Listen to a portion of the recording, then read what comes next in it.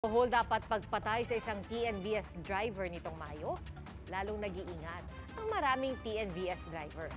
At ang panawagan ng isang grupo sa gobyerno, magkaroon muli ng technical working group para maisulong ang mga protocol para sa kanilang kaligtasan.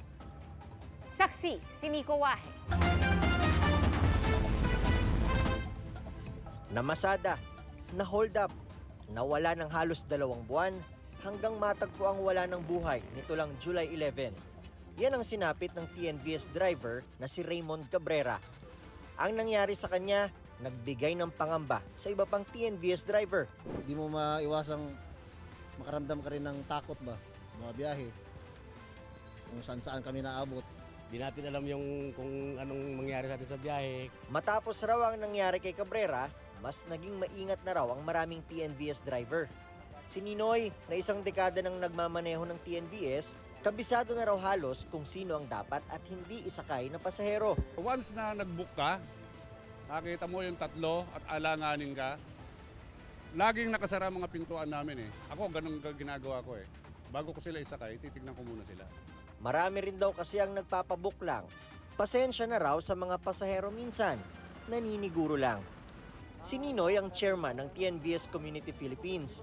Matapos ang nangyari kay Cabrera, mas madalas daw ang paalala niya sa mga kagrupo at kapwa driver. Mga kapuso, nandito tayo sa loob ng sasakyan ni Daddy Ninoy para samahan siya sa kanyang biyahe. At ngayon maririnig natin yung tinatawag nilang RTTS, yung isang application nila na para malaman kung ano nga ba sitwasyon ng mga driver ng iba't ibang TNVS habang sila ay bumabiyahe. Dito rin daw minsan humihingi ng tulong or SOS yung ibang mga driver sakali mang may problema sa kalsada.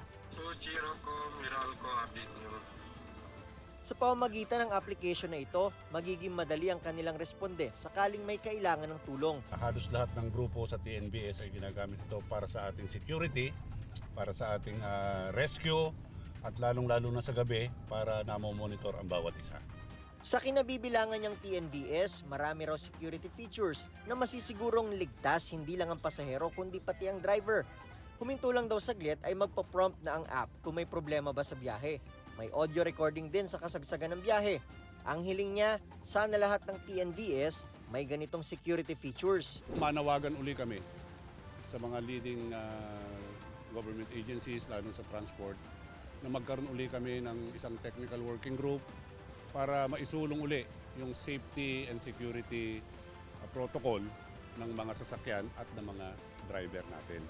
Ang LTFRB bukas daw sa mga suwestyon at dialogo sa mga TNVS.